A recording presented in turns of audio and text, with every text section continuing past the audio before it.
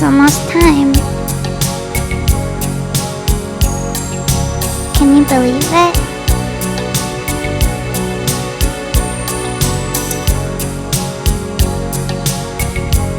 Tag us in your posts and we'll try and add it to the show.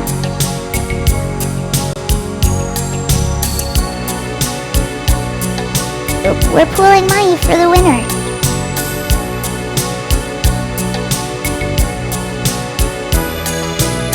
Tell us a secret.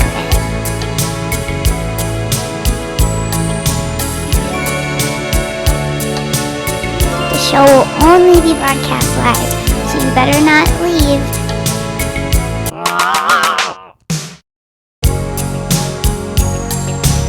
It's almost time. Can you believe it?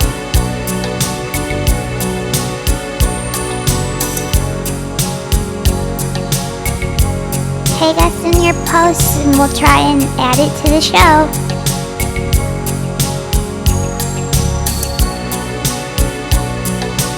We're pooling money for the winner.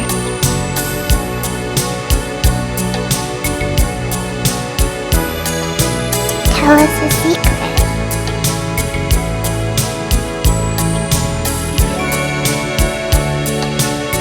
The show will only be broadcast live, so you better not leave.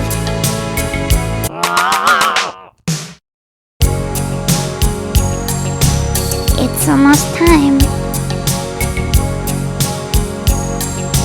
Can you believe it?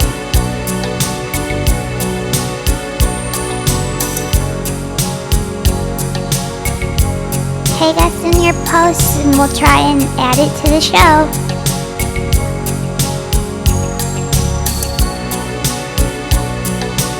We're pooling money for the winner.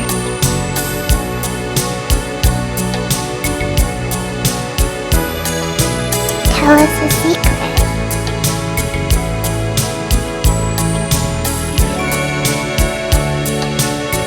The show will only be broadcast live, so you better not leave.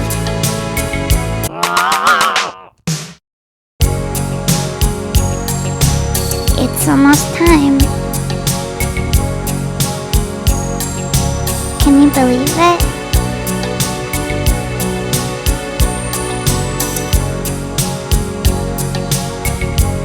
Tag us in your posts and we'll try and add it to the show.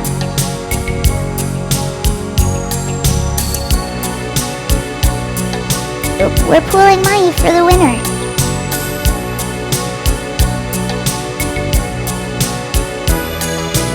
Tell us a secret.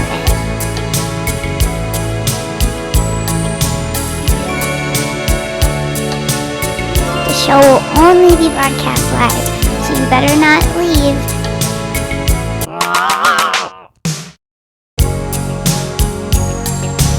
It's almost time. Can you believe it?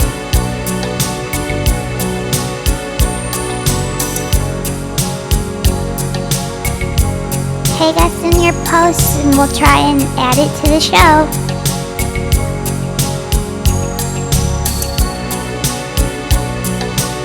We're pooling money for the winner.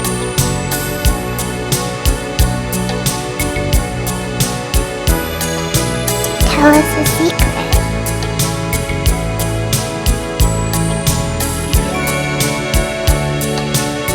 The show will only be broadcast live, so you better not leave.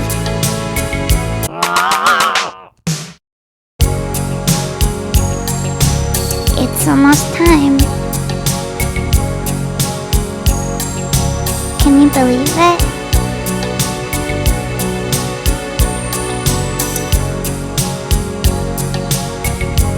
Tag us in your posts and we'll try and add it to the show.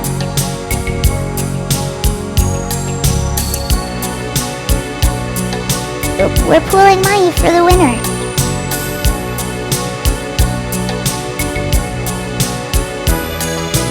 Tell us a secret.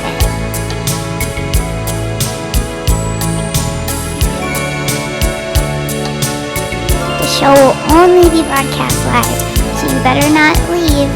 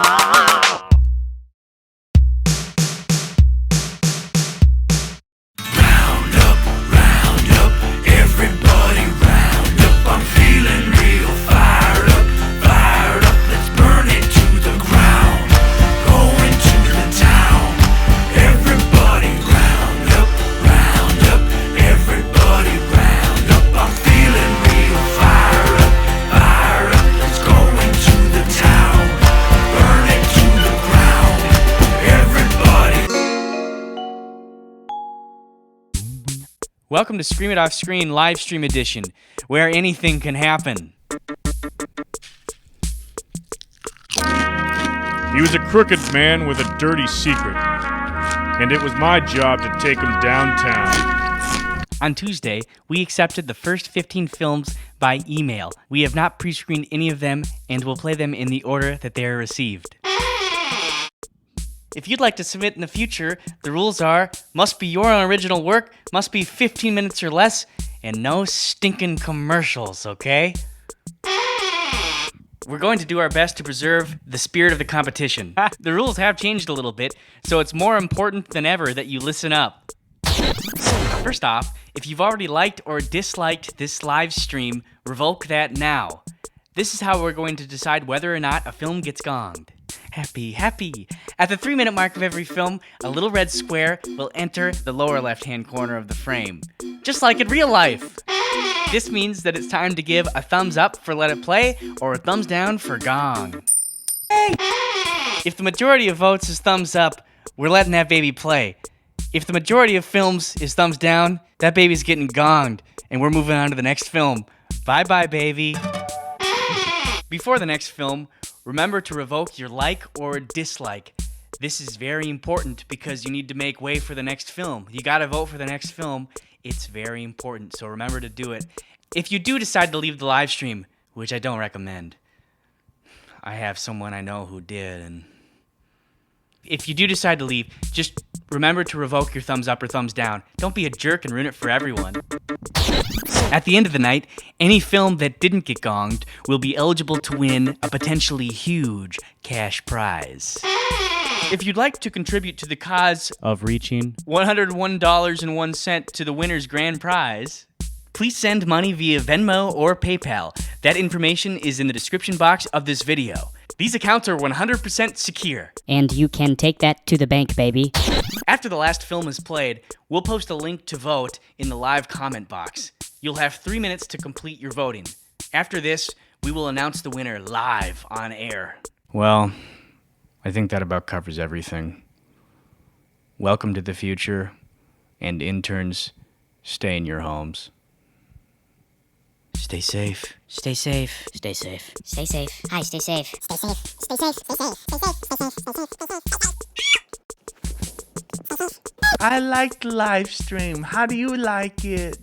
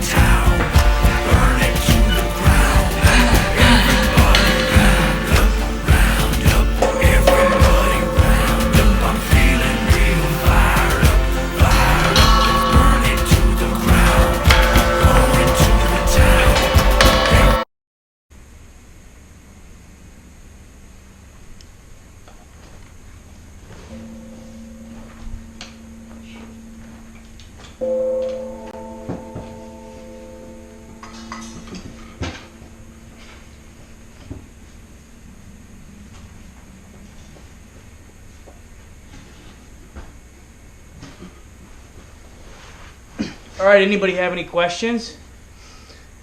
Sounds good. Let's get started. Remember to clear your likes and dislikes, your thumbs up and thumbs down before we get started. That's very important. There will be another reminder coming up. So anyway, I'm going to read the name of the film and the filmmaker. Some of them have decided to say something, and some haven't. So let's do it. Up first, we have Doomsday by Christina Motel. And I think she did say something. What did you have to say, Christina? Hi guys, I'm Christina. I am the director of Doomsday. In a world with no answers right now due to this virus, it starts making you question What is the real cause of this? Could it be aliens? Watch this film and find out.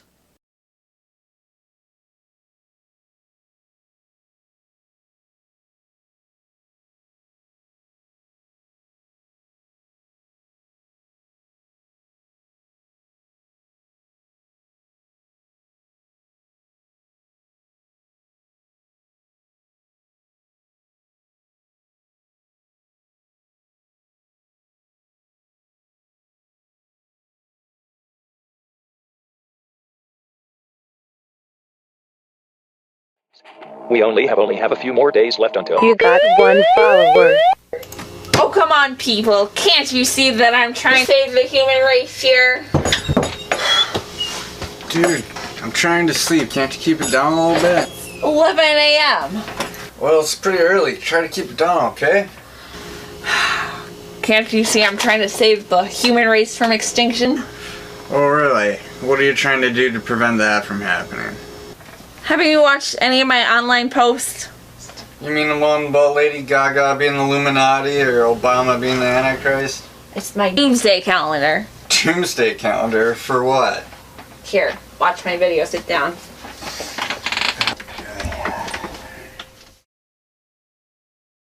Aliens arrival. I have taken all of the data from all sources from the internet, proof of sightings from all around the world.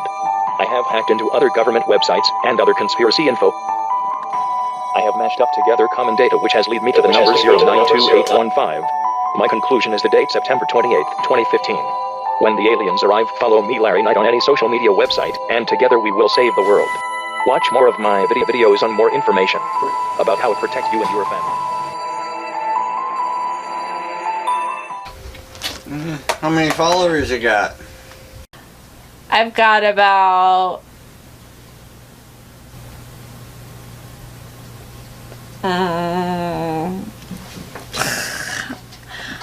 about 3.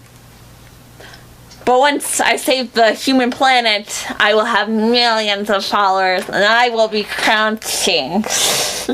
Well, once you're king, just so you know, us common folk like to get some sleep once in a while. Come back to bed. Try to keep it down, will ya? Okay.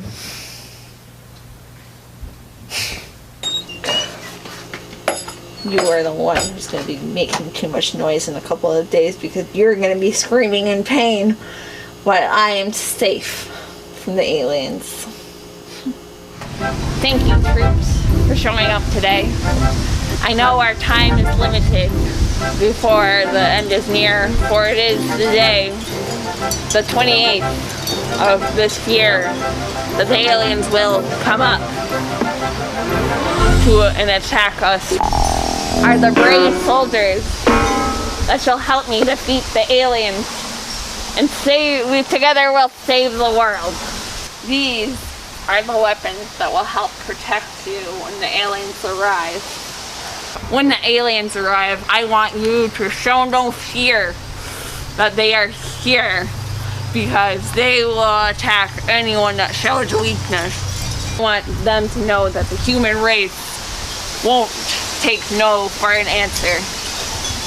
Ooh, show me your war face, soldier.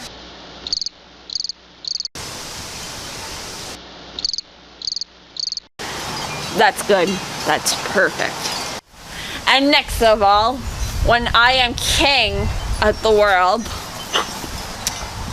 you are going to...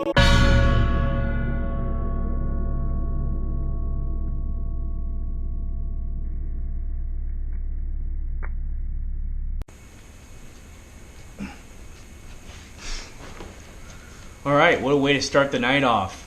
I think it's going to be a good night.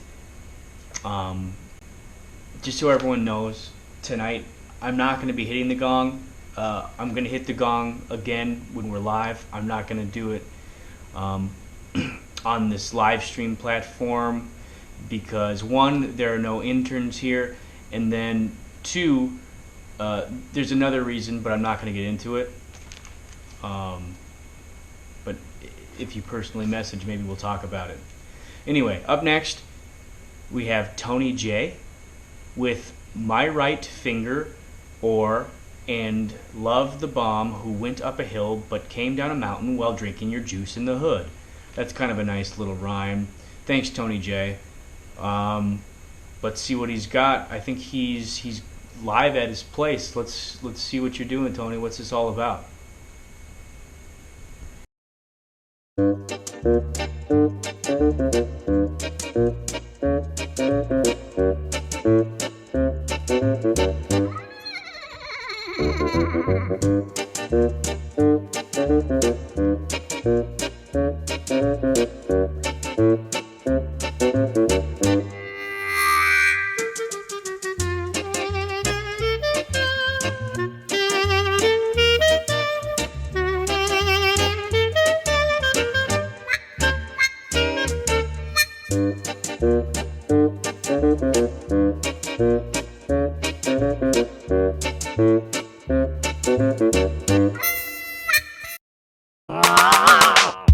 Revoke your likes and dislikes now.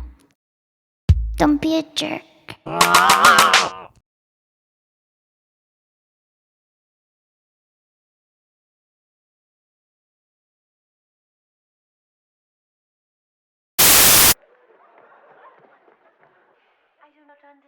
Well, it's just that she has her own way of showing things. I think she learned it from her father. She has no mother. Oh, I'm sorry. Hey, Mikey, pull my finger. Nice man. Oh, no, her father's a very nice man. Come on, pull my finger. Around the edges. Wilfred. Oh, I see. Come on, pull my finger. No. Pull my goddamn finger. Dad, every time I pull your finger, it makes a bad smell, and I don't want to do it again. Thank you, Mr. Teddy's father. I'll just bet that little tomboy could... Okay, Mikey, you've said your piece. Now just sit back and watch TV.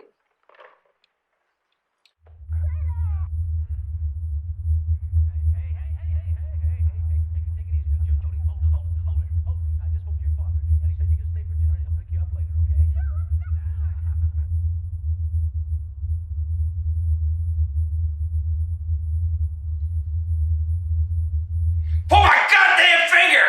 Pull my finger. Pull my finger. Pull my finger. Pull my finger. Pull my finger.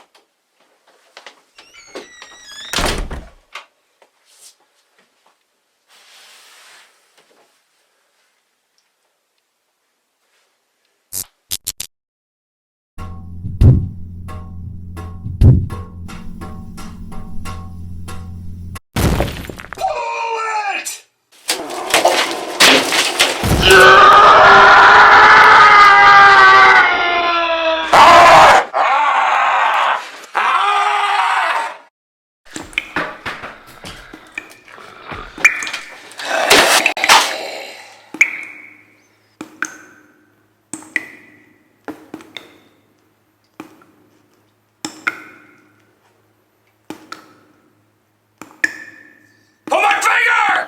Pull my finger! Pull it! Pull it! Pull my finger! Pull it!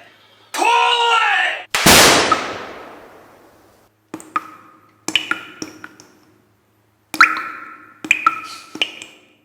Pull my finger.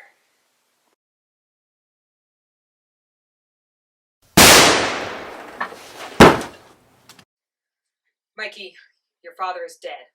I killed him. Now let's go watch some TV.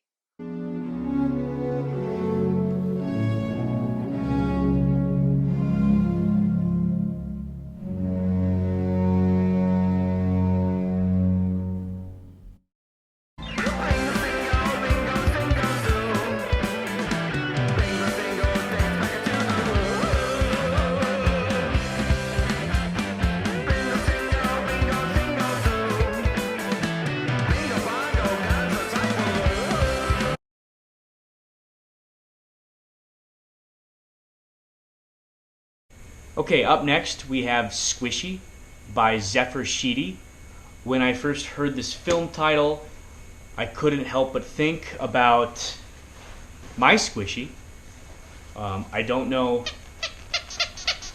if my Squishy is in Zephyr's film or if it's another Squishy, but either way I thought I'd share that with everyone. But I think Zephyr is live with us here, right? Yeah. So we're gonna go to Zephyr and see what's going on with Squishy. Oh yeah, I'd totally love to hold your hand. That'd be really sick. Awesome. Hey guys, it's Zephyr from the future. I'm in a time where we can touch each other again. It's awesome. I've made out with 4 of my friends already. Nice. So I'm about to show you a film. It's a little thing that I made, and I hope you like it. Last movie was really good. The one after mine I'm sure will be pretty good. This one will be pretty good. And just a great night, so have a great evening.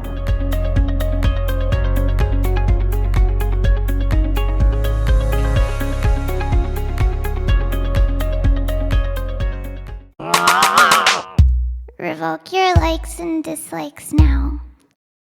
Don't be a jerk. Corey?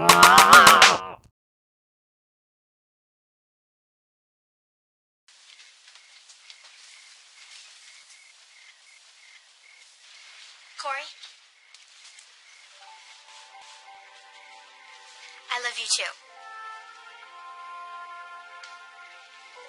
So I was hoping you did. Calling all boulders. Modeling exposure. Are you a big, rocky bad boy? Call now at 1-800-BIG-ROCK. This could be your big break. Hey, Gloria? Yeah, Squishy? How big do you gotta be a boulder?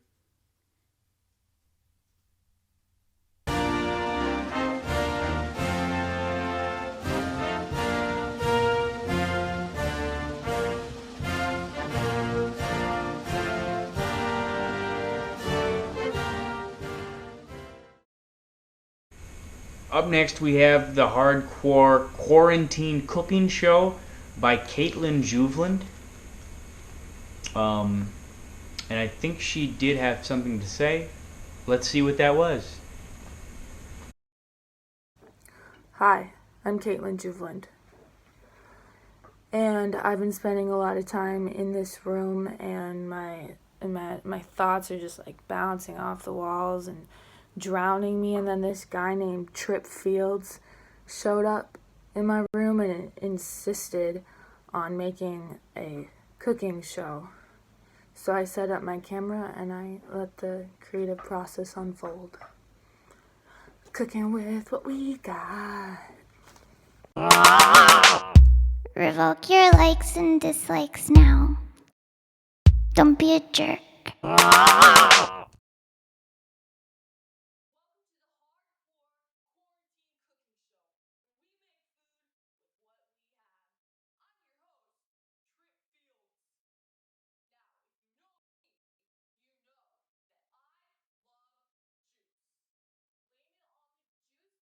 Blame it on the juice, more like blame it on me because this time I didn't read the label before pulling it off the shelf.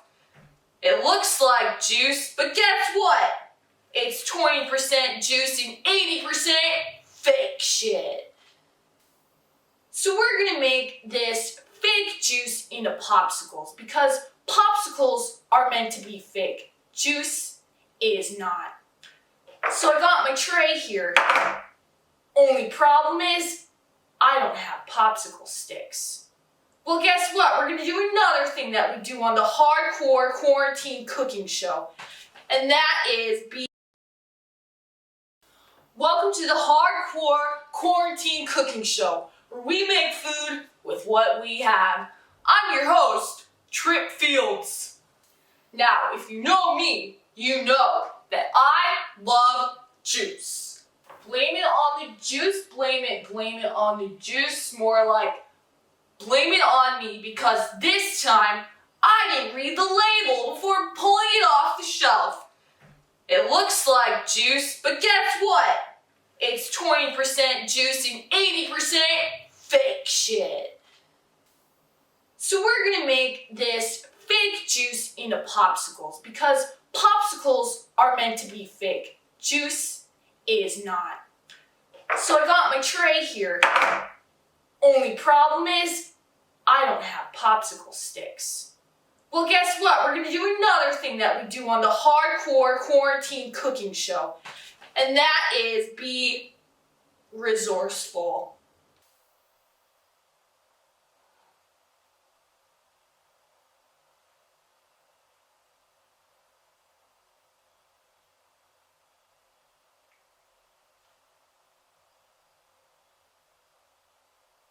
So, I have my ice cube tray. I have my 20%, 80% juice. And I have pipe cleaners. I may not have popsicle sticks, but I do have resourcefulness. And don't you worry. Sanitation is very important to us on the Hardcore Quarantine Cooking Show. Like I said, sanitation is very important to us. So we have Moose over here cleaning the popsicle sticks with her own mouth.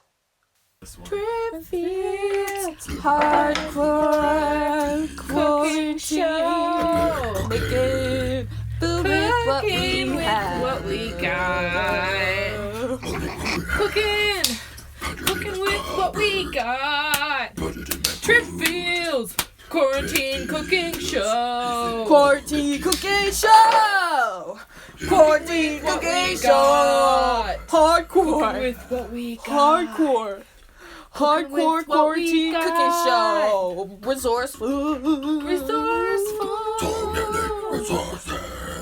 Trip Fields.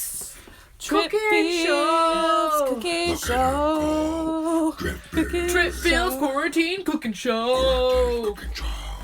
Trip Fields Cooking Show.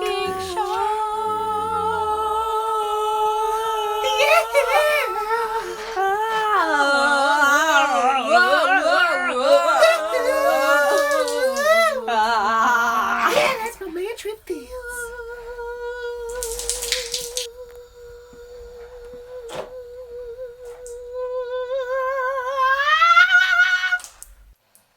We've got the juice in the freezer, ready to go. Popsicle metamorphosis. Now what do?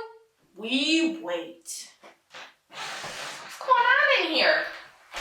I told you, Mindy, I'm doing my cooking show. Hi, I'm Mindy Butt Muncher, Trip's girlfriend. No, not my girlfriend. We are taking a break. Well, where do you want me to go, Trip? My mom kicked me out a month ago. You know what? I'll be the one to leave this time because we need more juice and I know you're not gonna go get it. Fine! Trip and I met in the Walmart clearance section. That's where I got my juice. It's 100% wine.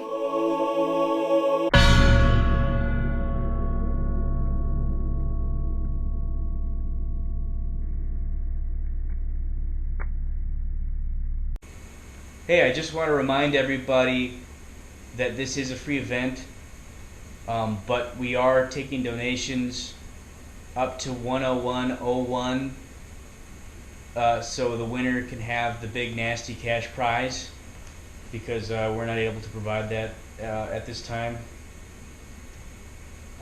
There's some information in the description box on how to do that. They're all secure accounts. They're Natalie's accounts, if you know who that is.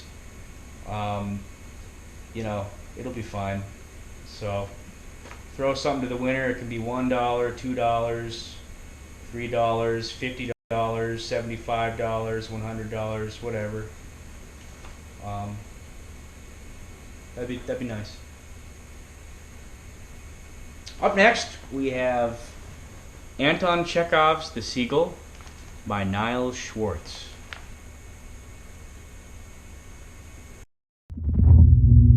I am Dixon Boone, live from quarantine, presenting my film of Anton Chekhov's play The Seagull, which was adapted by my friend Renly Fliss a couple years ago. Simon Migas plays Constantine, Deal Fulbright is Trigon, and Tommy Sanderberg is Nina, and they're all really great, and I'm really proud. And I love how this play is about the audience that's watching it, and how the audience is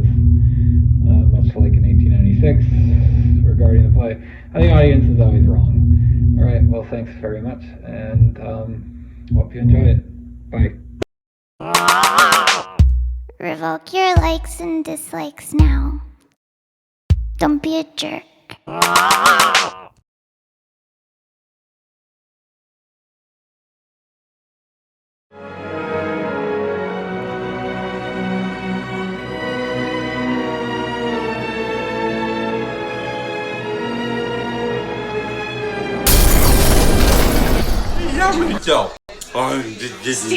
Steve! God damn it! God damn it, Steve! God damn it! Is that a burrito? Fuck your burrito, Steve. You went to the bathroom everywhere. Fucking shit all over the floor and the wall. Do you know what it smells like in here? Jesus Christ, what the fuck? This is a respectable house, Steve. Have I ever mistreated you? Did I ever come to your house and lay stones all over your fucking chevron carpet? Did I?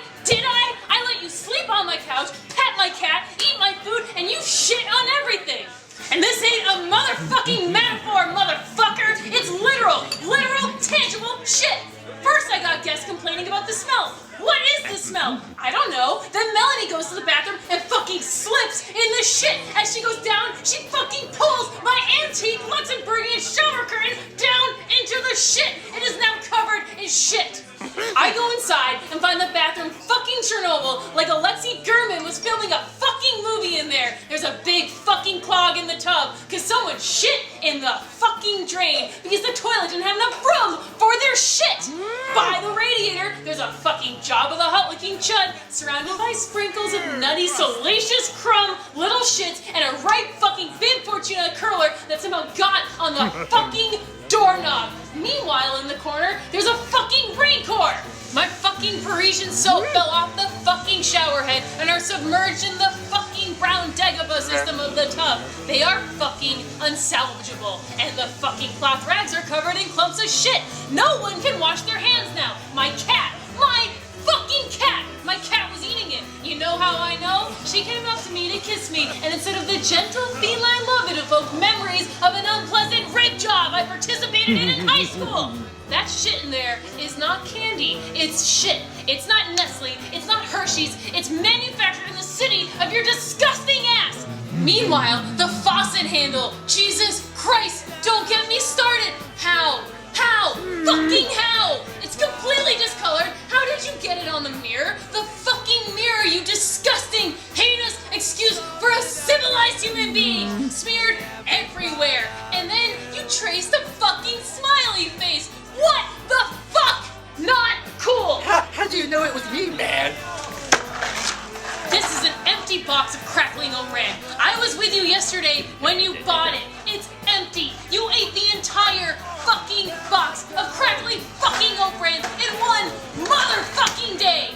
Why? How? Also, how? I know it's fucking delicious, but if you have more than a fucking tablespoon of this shit, you need to take out an insurance policy on both your gastrointestinal system and your plumbing. This stuff does to your asshole what putting your lips on an exhaust pipe does to your lungs.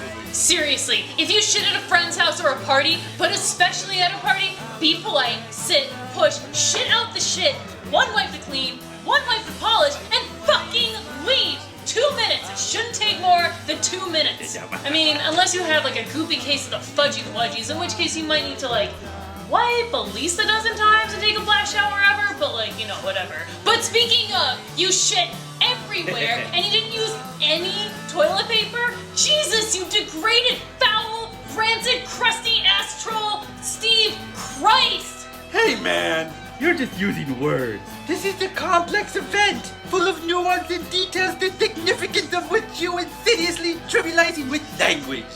Stop simplifying, man. It's amorphous. Amorphous? Amorphous? Yeah. You fucking chud factory. I need a fucking skid specialist just to make this place habitable again. I'll show you amorphous when I cut you the fuck up and flush you away like a fucking sewage pump. You chose this weekend to fully live up to your name, Steve. You skidded all over my goddamn floor. If I wanted help painting my bathroom, I would have asked, and I certainly would have chosen a different fucking color. I'm German, but not that fucking German. Now get over there and literally bleach the shit out of my tiles like it is the goddamn Ebola outbreak, or I'm showing pics of this crime scene to your fucking No, Get no, the no, fuck the poop! out of here! Shit that I had to deal with today. This is what I've come home to. What is all this? It's not mine. It's not... Is it? It smells fucking bad. I haven't eaten all day. I can't. God, no. The poop. I can't get an angle on it. I mean, we need more men. But what's this long face, Wayne Grow? Wilt thou not chase the great brown poop? I come here to clean the poop, not pursue my commander's vengeance. Hard. Me already have a bowl of crackling oat bran. Crackling oat bran? The pipe's gonna burst. Paul Lenab is Ahab and Marshall Bolin is Starbuck. Ego non baptizo te in nomine patris sed in nomine excrementum. What? It means it's time to clean up the poop. Good. No! Get over here, good!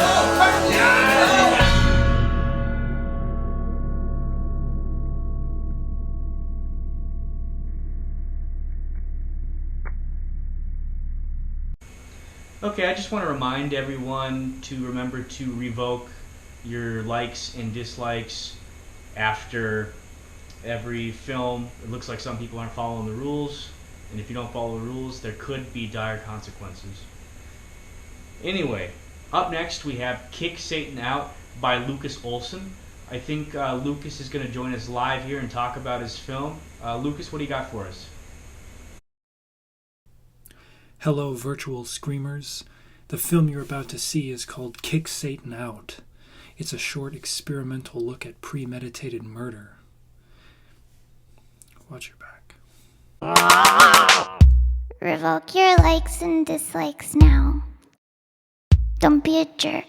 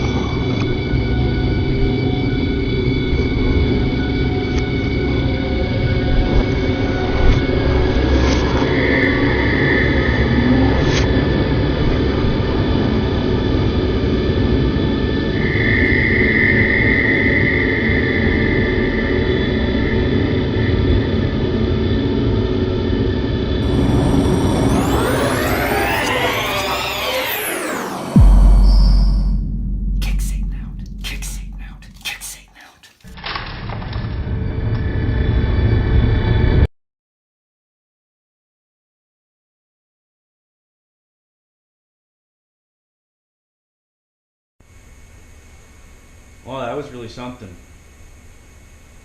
Up next, we have Exuberantly Cheerful Paris by an old favorite of the competition,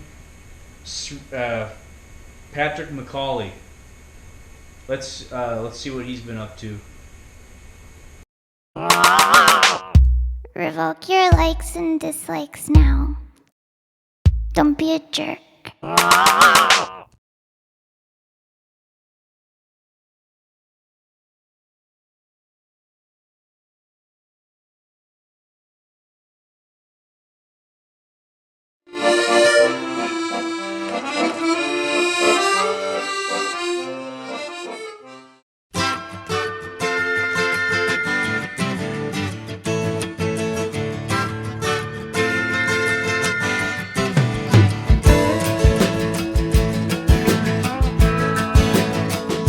The way I see it, he said you just can't win it.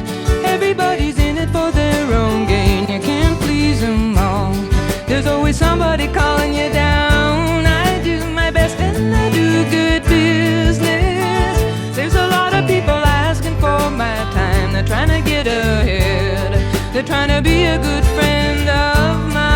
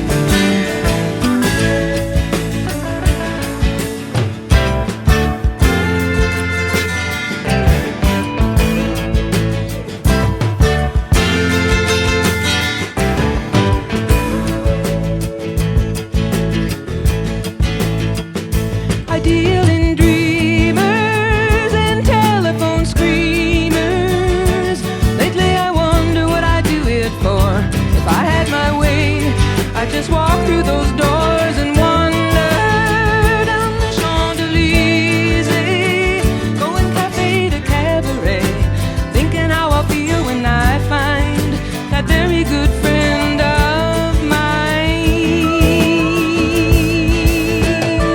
I was a free man in Paris, I felt unfettered and alive. Nobody was calling me up for favors, no one's future to decide.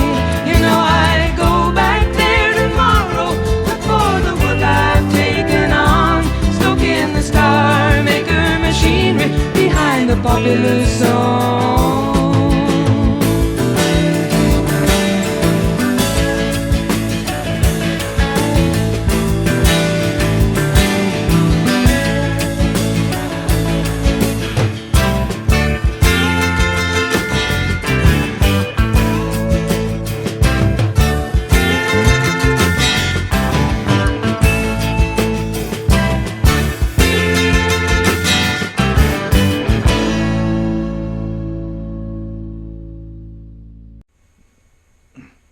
Hey everybody, remember to keep revoking those likes and dislikes after the video is over. Up next we have The History of Cinema by Joey Hamburger. And Joey is coming in live from his house for us. So let's see what he has to say about this. Joey? Hello. If you like this video, please subscribe to our YouTube channel. youtube.com/sheeptheater. Bye. Revoke your likes and dislikes now. Don't be a jerk. Father, please call me Don. You just want to sit here and hear stories from an old dog like me? First motion picture of cinema. The Arrival of a Train by the Lumiere brothers. I arrived at the motion picture theater wearing what would have been my Sunday best. Blazer, tweedly mustache, primed. There's all this hubbub, and the gal in front of me says, you know, we've never seen something like this before. Motion picture cinema. Take my seat. Gentleman to my right lights a cigarette. I'll never forget this. He turns to me and he says, you ready to see the future? And then he just starts laughing. And pretty soon, we are both chuckling at that point. The lights dim, and this projection flashes over our heads. And it's beautiful.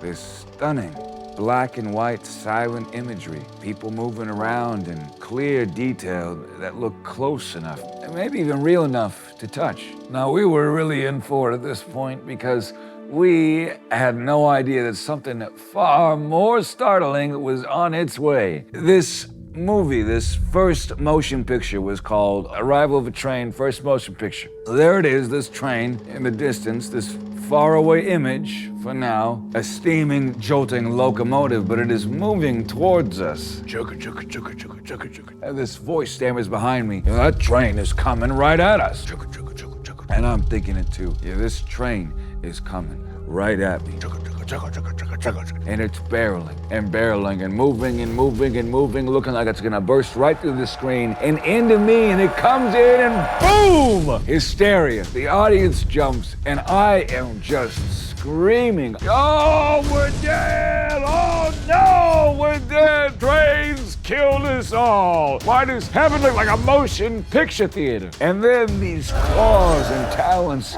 sink into my back, and they're trying to drag me down, and I'm fighting, throwing fists left and right. I can't see anything, but I am being swallowed, enveloped in darkness and chaos. And I close my eyes and I start to pray, though I walk through the valley of the shadow of death, I shall not fear. And then the lights go up, and these people are standing all around me, and they were so upset. I mean, people were livid, yelling at me, saying, come on, man, the movie's been out for a week. You should have seen that coming.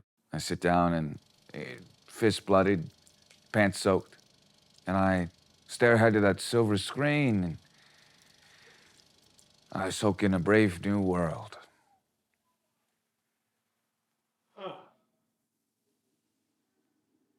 I hope that helps.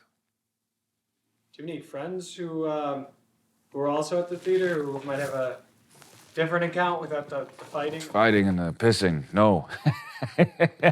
No, just me. No friends. You want to be my friend? No, Don. We gotta go, Don. Oh, I just pooped my pants. Should I? Jill, can you cut it?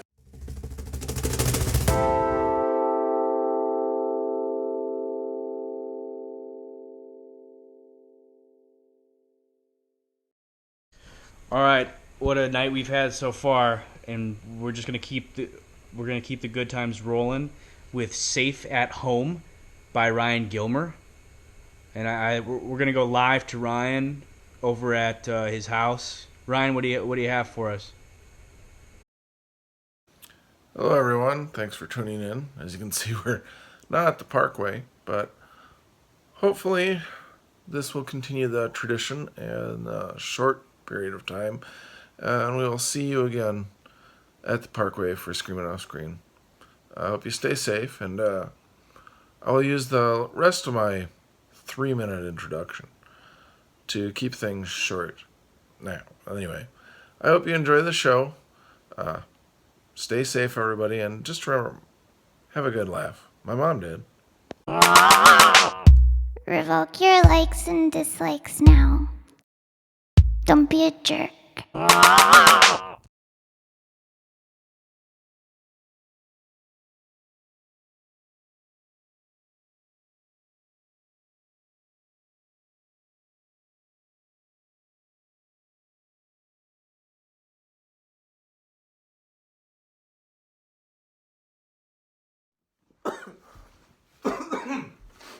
Yeah. Hey, Mom. It's finally opening day. Glad you can go this year. Yeah, it's tradition. So, anyway, yeah, I'm just getting ready, making sure I have everything. The first 30,000 gets a free hoodie or jacket or something, and I've got an extra ticket. Yeah. I've got them right here, 3 tickets. Okay, I'm on my way out the door. You gotta get there early to make sure we get them.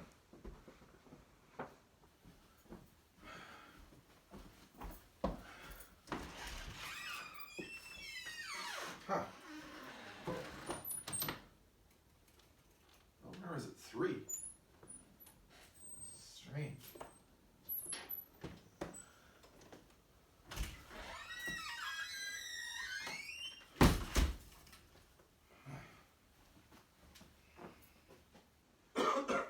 Hi, Mom. Yeah, it's opening day. I'm glad it's finally here and you can go. Tradition! I'm just getting everything together. Making sure I have everything. First 30,000 or so get a free hoodie or jacket or something. Yeah, I've got an extra ticket. They're all on the phone. Just making sure I've got my keys. Okay, we gotta get there early. I'm on my way.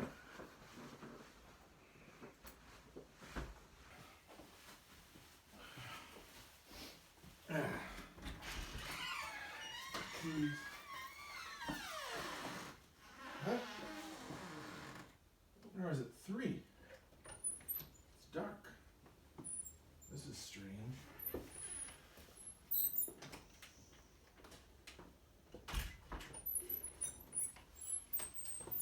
What do you mean, strange?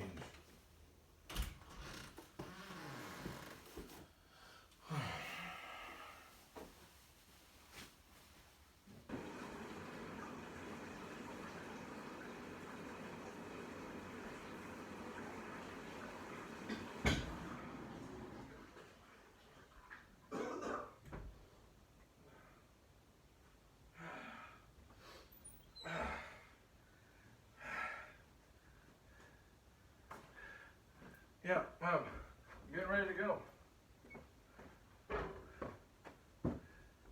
Glad opening day's finally here. Yeah, I'm just getting ready. Yeah, you can go, finally. Tradition! Opening day is finally here. Yeah, I'm just getting ready, okay? Making sure I have everything. Making sure I've got it. Okay, yeah, I've got an extra ticket. Okay, first 30,000 get something. So, yeah, I've got them. No, they're on the phone. Okay, look, I'm on my way. We gotta go. Hey, Mom. Yeah, it's opening day. Hi, Mom. Yeah. Opening day, it's finally here. It's opening day, it's finally here. Yeah. Yeah. Tradition. Tradition. Tradition.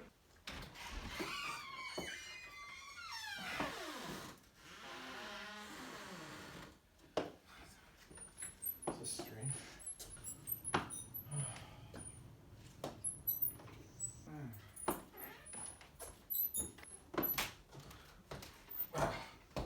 This is strange.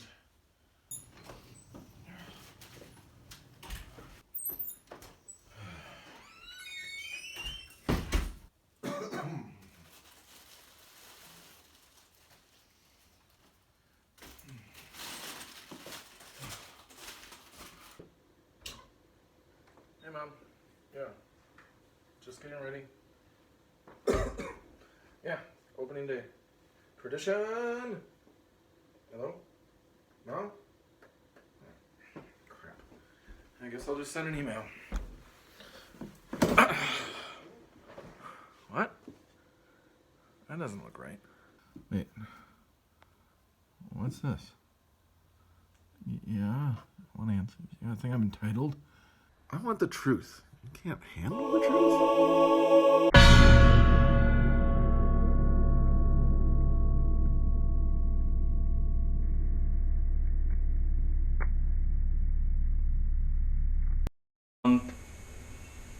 Up next, we have Robo Racist by Jennifer Neverdahl. Revoke your likes and dislikes now. Don't be a jerk.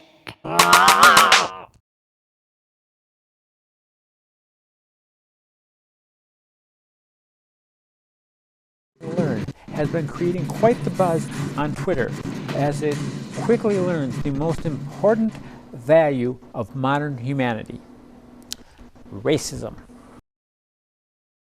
An artificial intelligence computer app that has the ability to learn has been creating quite the buzz on Twitter as it quickly learns the most important value of modern humanity: racism. We now go to our science reporter, Michael Chip. I'm standing in the cold, merciless, life-sucking void of space, where 4 Federation starships have gathered to test the strategic skills of Tay, the latest innovation from the Daystrom Institute. Oh, this isn't going to end well. Why do you say that? Well, there was an incident earlier today during the... Well, take a look at the report I filed earlier. Here at the Daystrom Institute, we are witnessing an amazing development. The AI system known as Tay is developing in exciting new ways. This amazing moment comes about as a Daystrom Institute, in collaboration with the Cyberdyne Industries, has produced groundbreaking new systems. Let's watch as they demonstrate its amazing abilities.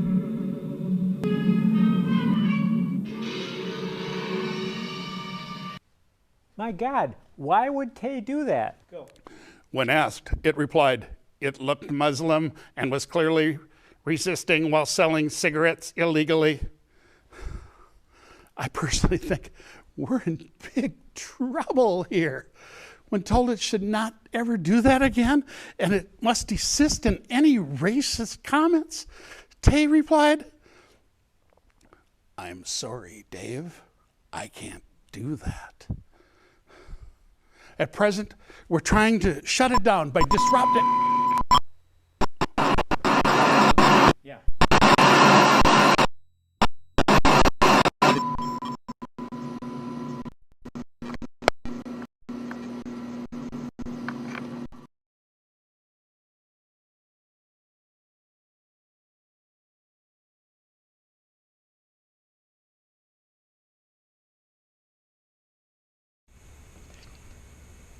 All right, we're just mixing things up a little bit tonight. Yeah, whatever. All right, so we have a new filmmaker who's never submitted before, I believe, but his film is called For the Win, and it's by Max Slocum.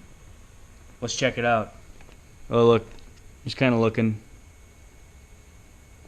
All right, just go to the video. Revoke your likes and dislikes now. Don't be a jerk.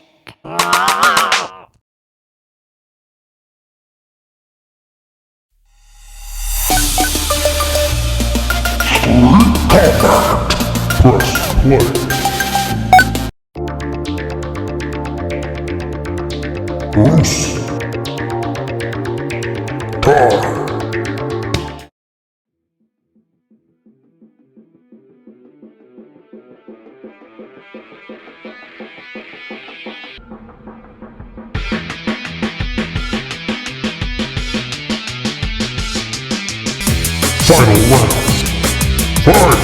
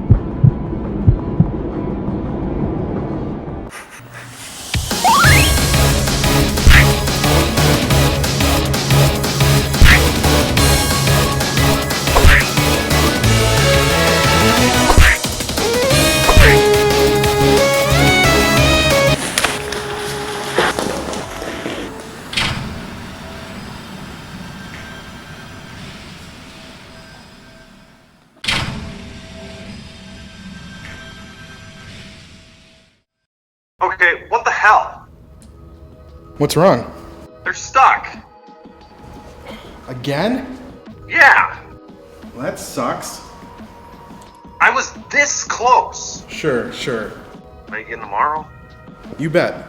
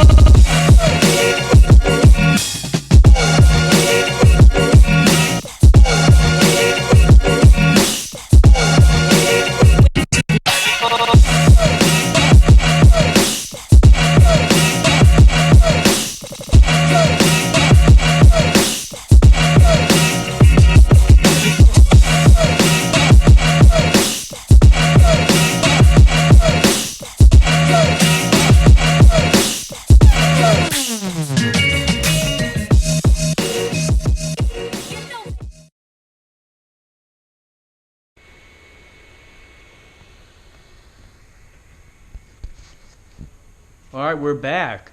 Up next, we got Saturdays with Josh. By Josh Mroz. Screw me, whatever. What? Oh, I think we got Josh Mroz. He's gonna be. He's coming live from his house. So, Josh, what do you got to say about Saturdays? Well, here we are in quarantine, and my movie you're about to watch is called Saturdays, and it's all about kind of cabin fever and kind of losing your mind, and I'm clearly there right now, and I think we all are, so enjoy it. Don't scream it off, fuckers, or do it, like it, dislike it, do what you want. Thanks. Revoke your likes and dislikes now. Don't be a jerk.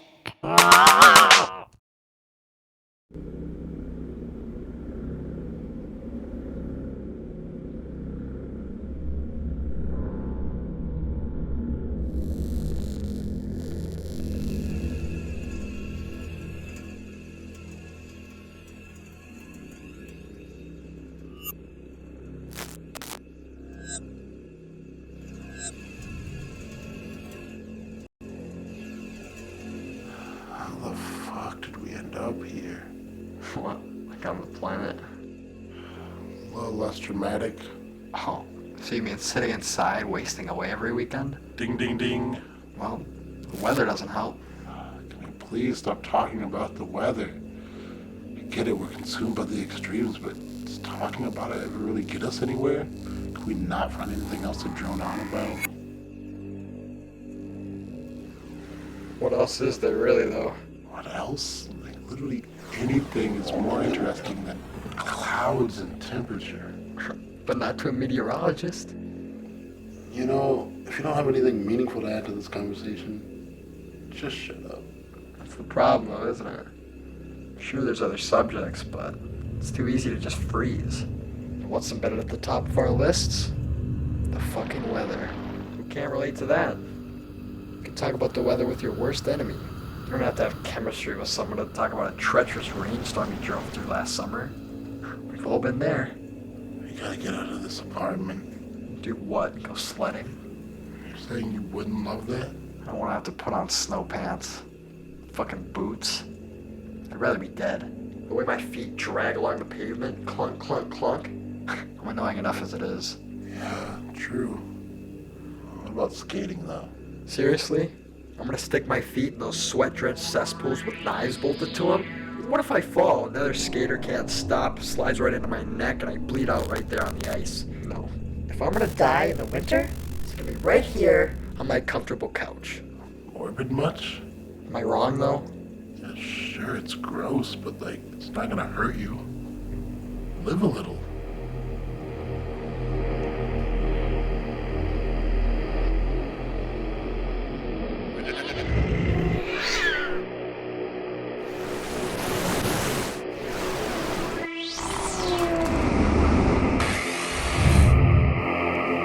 Get up.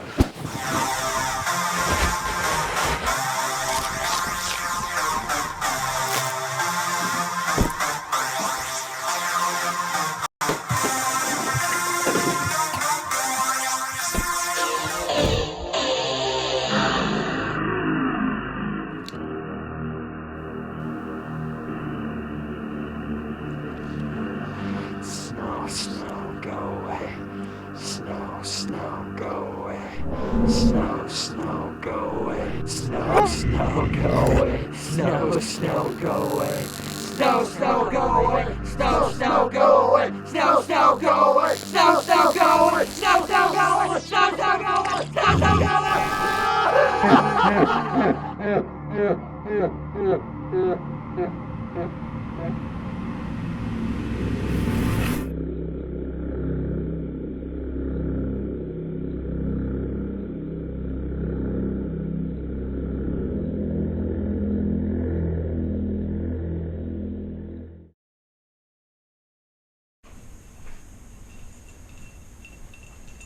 Here you go. Up next, we have Amy Chanel with 6 Girls, 1 Cup. And I think we're going to go live to Amy right now. Amy, are you there? I'm Amy, and I made the movie 6 Girls, 1 Cup. And it's sort of like my response to growing up and feeling like I didn't understand the world that I was living in, like before internet, after internet, dating, all of that. Like the character is kind of asexual, and she is doesn't understand our modern ways. Anyway, I made the movie. It's like the first thing I ever made. I was originally an actress and I wanted to be in some roles that weren't skanky. And so, yeah, I just kind of decided to make a movie about that. And unfortunately, I was the actress, the editor, the director, and the star. So it's not put together the best. And yeah, I just kind of gave up on it after a while. But there's 2 parts because it's actually half an hour long. So the first part is going to be shown, and hopefully I'll get in again and you can see the second part or on YouTube. Enjoy! Revoke your likes and dislikes now. Don't be a jerk.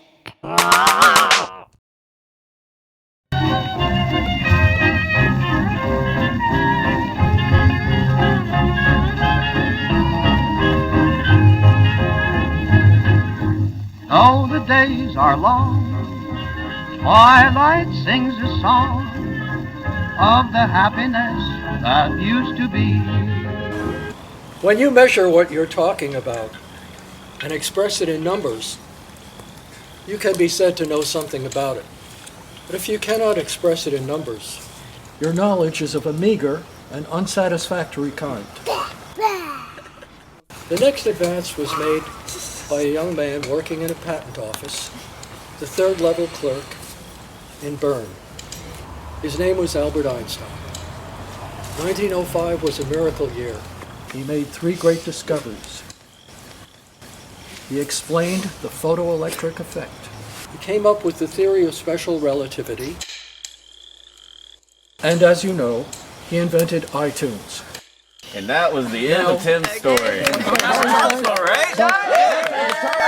Tim, your Einstein story was stellar.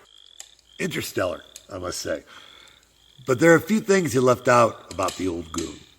I don't know if my tales about him are suitable for decent carbon-based life forms, or I guess folks is how you say it here, like yourselves. I've seen things. I like things.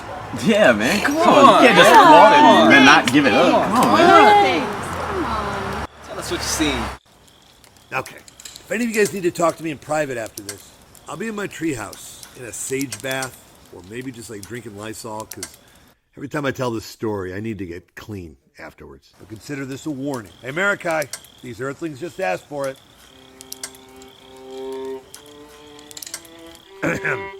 Mimi. This is a story about a young woman. Her name is Orphan Annie, or Annie if you asked her. She'd never tell you, but she's actually quite famous. She has, unknowingly, inspired a comic book, a radio show, a Broadway play, and even a movie. With her red dress with white pockets and a white collar, with her curly mop of fire engine red hair, it'd be difficult to mistake her for any other, to be honest with you. Oh yeah, she had parents at one time, as all you primitive life forces do. I knew her parents, Albert and Maliva Einstein.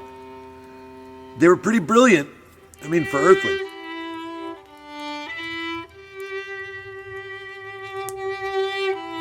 But just brilliant when it came to math and science. They only cared about relativity when it applied to winning the Nobel Prize. Little Annie, fascinated by light, just like Einstein. And one day she actually caught up with it in the form of Daddy Warbucks, the shiniest man in town. Made his money by building machinery and weapons for the military. He didn't have any children of his own. This little girl didn't have anyone to look after her. It was kind of a perfect fit. Together, Warbucks and Annie would travel the world, conquer all the darkness, for their bond was stronger than any metal that ever existed. Annie and Warbucks were both free spirits, which meant even though they loved each other, sometimes stuff would come up. After all, he's a millionaire, and nobody could be a millionaire and also the world's best adopted dad.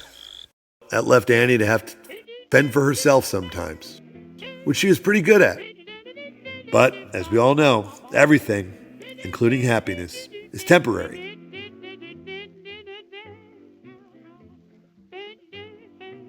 What do they say about Earth? Fairness has nothing to do with it. It happens to Annie a lot.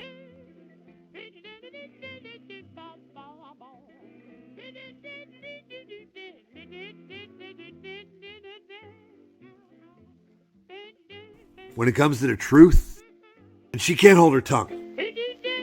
She's got this righteous personality, and sometimes her need to set things right got her in a little bit of trouble now and then. Sometimes that lands her right on the sidewalk, right where she started. Way on the other side of the world, in Germany, was Hitler, an ugly, narcissistic monster of a man who, like a tornado, destroyed everything in his path. He had particular hatred for our friend Einstein, because he belonged to a group of scientists that discovered that a single atom had enough energy to blow up the entire world. And he was Jewish. Hitler hated Jews, for reasons that can only be described as sociopathic and delusional. With Einstein hiding safely in America at Princeton, Hitler had to devise a new plan to kill the master of modern physics. He decided he'd lure Einstein out of his hidey hole by using his daughter as bait. To do that, he had to get Daddy Warbucks to Germany, so he came up with an idea.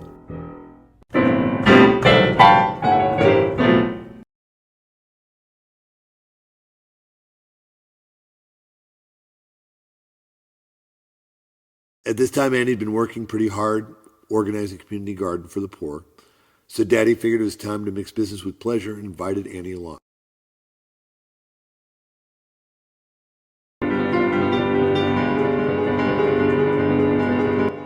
The time machine was to be some of the finest work Daddy had ever created. Therefore, he didn't take lightly when Hitler gave him a bad check and then insulted his suit.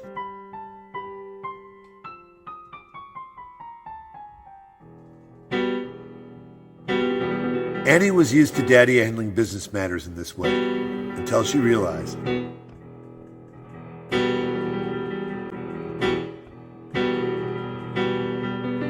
never saw two people move quicker than those two. He would never make it on my planet, ever.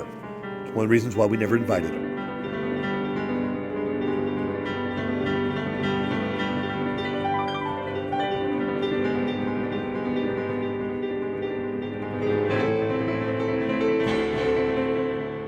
Meanwhile, at Princeton University, Einstein was dealing with a lot of non-genius problems. He was divorced and remarried to his cousin. He'd been chased away from his homeland. Peace Prize money was now all owed to the first wife. Son went nuts, postulating answers that were not yet there. And it was around this time he got a message from an old friend.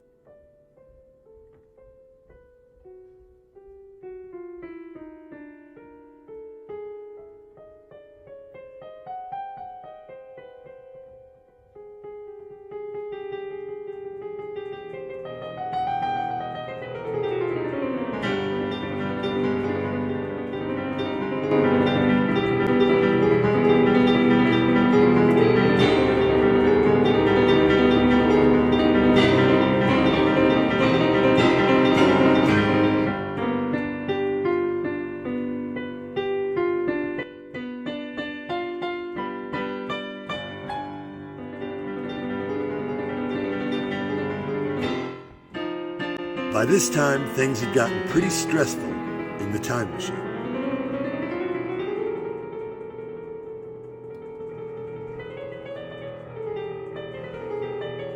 Where can I hide her?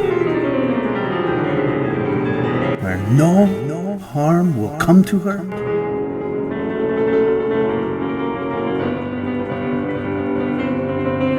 Or someone guide her? Oy vey! She has my hair!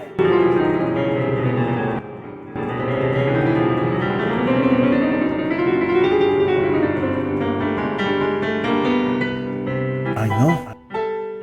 How about modern day? How about LA?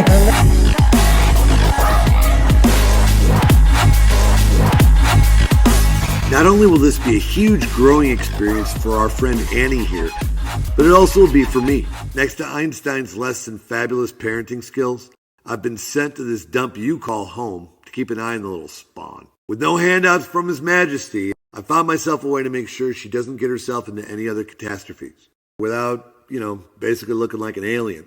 So I got a job with TMZ. Yeah, you know that creepy lawyer guy? I just took over his body. It's not as hard as I think. It's kind of like puppetry, like what the NRA does with the Senate, that kind of thing. You know, the last time I checked on Annie, she told me about some women she was hanging out with from Craigslist and what they did with a cup. It was disgusting, even on a molecular level. You guys want to hear about it? These Earthlings just asked for it. All right. Her reunion with Daddy Warbucks required a time machine, and getting a time machine requires a lot of cash. Suma, one thing or two I'm trying to relay to you. So pay attention, class, cause I paid my dues. But I still got student loans, gotta throw the bank bones. Even though I bitch and moan, I gotta keep up with the Jones. Real life shit they don't teach in college. Call me professor, cause I'm straight up in knowledge. Annie would encounter a future friend, Romeo Santiago, who would give her sound advice that she would ignore. Come on, Annie. TMZ viewers have a right to know. Jeez, all right. I'll tell you the whole story if you guys quit following me. Yeah, sure. Holy mackerel, a Latino. Maybe he can help me find work. Leaping lizards. He's lovely.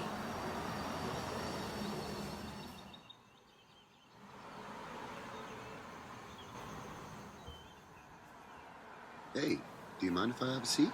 Sure, why not? Thank goodness. I'm roasting. Those are some real spiffy rags you got on right there. Oh, well, thank you. Bet you work at a pretty fancy restaurant, huh? I'm an actor. An actor? Jump in, jellyfish! He's an actor! Can you believe that?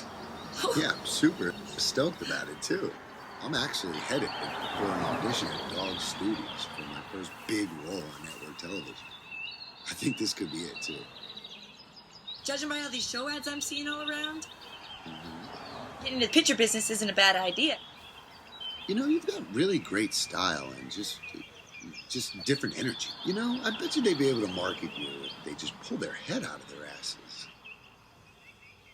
You could maybe tell me how I get one of these auditions? Absolutely, sure. I mean, you know, they have a lot of casting websites, agent showcases. Backstage West, that's another one. I got my first gig on Craigslist. Craigslist? Well, that sounds swell. And personal. I like that. Whoa. Please, be very, very careful. Yeah, there's a lot of shady McShadesters, if you know what I'm talking about. Well, you know what? It looks like I'm going to be skating today. Well, look, find me on Facebook. Romeo Santiago. See you later. She soon found herself searching for gigs on the forbidden Craigslist.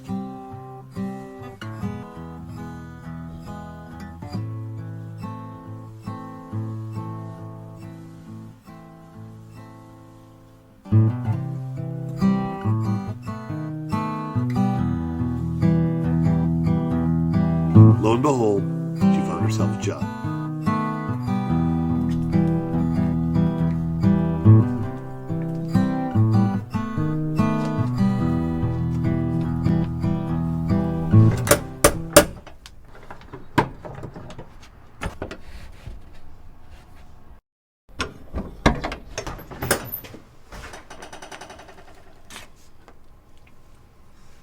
Are you Craig?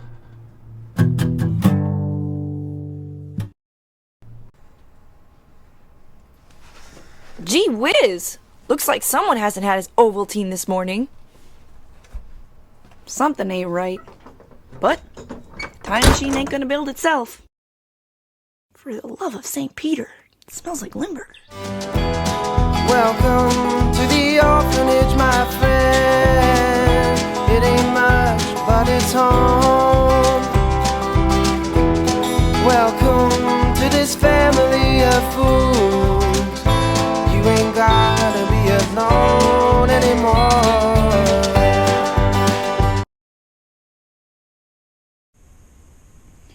Up next, we have Connor Murphy with maple syrup.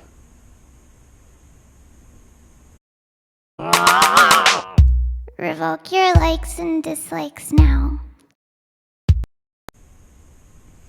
Up next, we have Connor Murphy with maple syrup.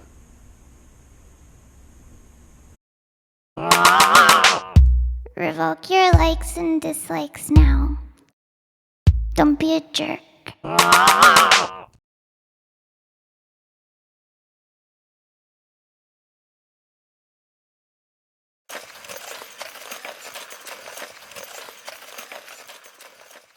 We carry on this age-old tradition of maple syruping. At the end of the long cold winter, it brought families, it brought communities together to go out into the woods. It's kind of a rite of spring. Winter's over. Now we're going to celebrate the end of winter by going to a maple syrup festival. Spring is just a great time to be out in the woods. It's just a time to bring back life. It's very spiritual, really, to be out here and to make something out of it. It's just been a tradition, and it's part of St. John's for 75 years. The brothers who had worked up with the Native Americans up in Red Lake and White Earth got to know how to tap trees, how to cook syrup, because that's what the Native Americans were still doing regularly. We're making it the same way that people would have been making it hundreds of years ago. We're tapping the trees, we're collecting it in a bucket, we're cooking it on big wood-fired evaporators. Maybe some of the technologies have become more efficient over time, but we're still doing it really the same way. The monks own the land, have been tapping them since the sugar shortage of World War II. When the sugar shortage hit, they started making maple syrup. Monks did most of it. I came into the monastery as a brother candidate right out of prep school. When I first started, we used all hand braces. 4 or 6 guys out there with hand braces drilling holes. And so I just fell right into the swing of things of doing syruping and sapping. By the time I was out of novitiate, I was tapping and cooking and hauling. And it was almost totally done by the monastic community itself. So we hauled as novices, and when we were in temporary vows, we just hauled a lot of sap. With the cooker we had then, they would often end up cooking day and night. We basically cooked around the clock. In the old shack, I went around the clock one time for 16 days. 2 people, you catch a 2-hour nap, and in the morning you got up and go out and start collecting. We had all 1-gallon cans on the trees, so if it was running, a gallon can would be running over. And so we'd collect everything twice a day in those days. We're sitting here at the stone gate, one of the trails here at St. John's, and just across the road from where we're at, that was the original site of the Maple Sugar Shack. And I think until about the 1970s. February of 71, actually. And it burned down in kind of a mysterious fire. We got the call about 2 o'clock in the morning. I was on the fire department then already. About the only thing left was the front doors. The old shack was lined with those cards, and nobody took photos of them, nobody had records of them, nobody copied them. So we lost all our records from 42 until 70. All right, who sees our first maple that's going to get tapped? No. Right in this area? Yeah, we'll start here and we'll work up that In the way. late 1990s, Father Paul Schweitz was a monk here. He was also a graduate forester. So he started what he called the Arboretum, and he saw the opportunity to more formally use the woods as an educational tool. It's a unique arboretum, really. Maples are found commonly throughout, but there's only a few places where they're actually pretty dense. They're found and they grow well on good farmland. We put the syrup shack there because there were a lot of maples right in that area. Once we got out here, we didn't see hardly anybody until the Arboretum came into being back in the 90s. You know, we have 2 sides to the syruping operation. We have the production side where we make the syrup, and we have the educational side where we want people to be educated about it. I find it just interesting as an environmental educator. It's a great way to engage people with the outdoors. Historically, on average, we have between 800 and 1,000 kids that come out on field trips every year. Our youngest grade that we do is preschool, so 4 and 5-year-olds, all the way up to college. First-year biology students come out for physiology of maple sap flow. We're talking about fiber and vessel cells and osmosis and pressure, and so it's really a wide range.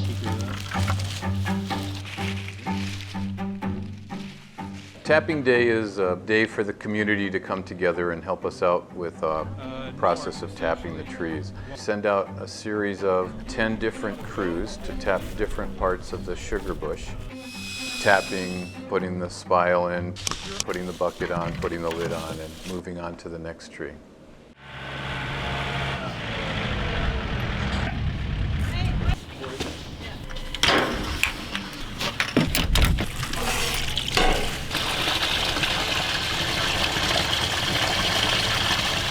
taps are in the trees, and they drain into 5-gallon buckets. And then volunteers on a regular basis go out and collect the sap off the trees and then put it in larger 50-gallon drums throughout the woods. But I can remember carrying pails of sap and kind of almost dragging them across the snow to get them down to those 50-gallon barrels. And then we go out and collect with the tanker. Oh yeah.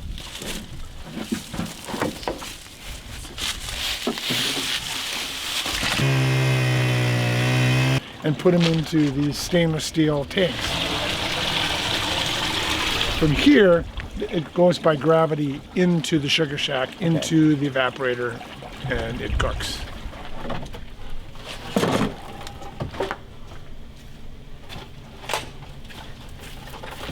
As I first learned back in the 60s that all we do out here is just burn wood as fast as possible. The difference of burning that dry wood and burning this semi-dry wood is about 300 to 400 degrees. Yeah, the sap comes in over here, and it cooks down somewhat in this pan here. It comes over into the finishing pan here, where we cook it down further. When it gets to a certain point, then we filter it here. Then it goes over in the finishing cooker, where it gets totally finished off.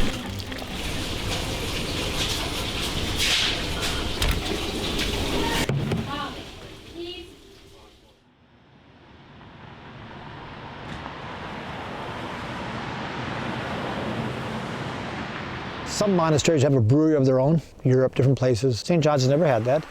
A Cold Spring Brewery, which is not that far from here, decided to do some craft beers. And the brewer at the time wanted to try kind of a maple flavored beer. It's a beer that gets a lot of buzz.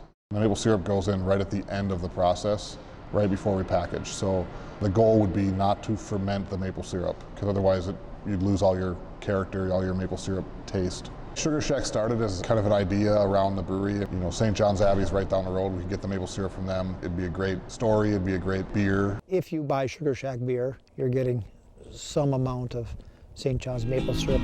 The season of the melting snow is when you freely flow. It has been a labor of love. If I didn't love it, I certainly wouldn't be out here as much as I am. Knowing how much work and how much love goes into that bottle, I think it makes it even better. I am so thrilled with what the Outdoor University has done with the sapping operation in terms of turning it into this wonderful learning and volunteering kind of operation. It's that kind of richness that I really applaud. So come with me and climb the hill, tap a tree with your drill. See the sap rush out to greet you and know that soon it will treat you.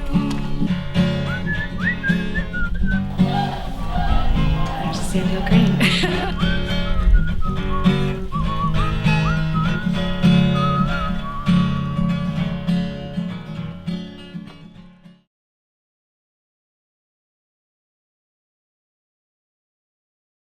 All right, how's everyone doing out there? Everyone doing pretty good still? It's been a great night, like it always is. Up next, we have Two Hearts and One Pup by Brian Munson. I think also a first-time submitter. Let's see what he's got here. What do you say, Screamy?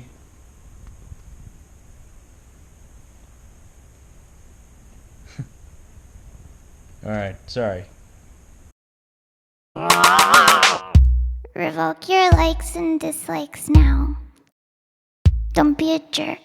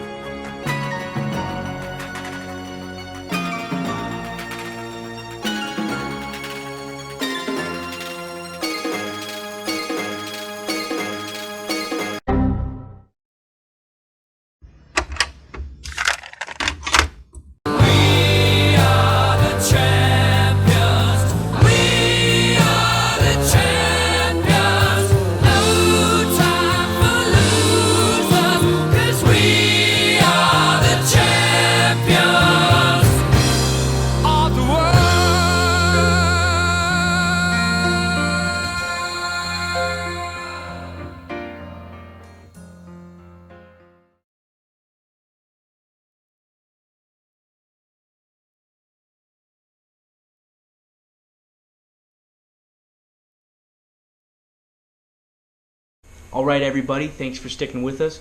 We've reached the end of the night. We have one more film to go.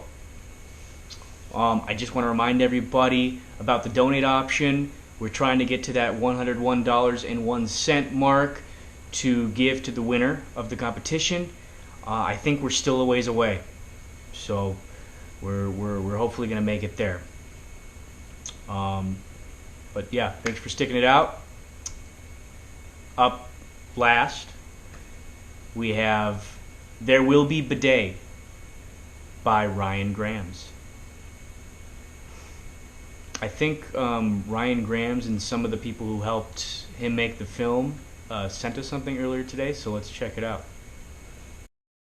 Hey, Screamed Off Screen. We're so happy. This is our first time. We wish we could be there in person, of course. We'll submit something else as soon as you guys are back online. Or offline? Offline.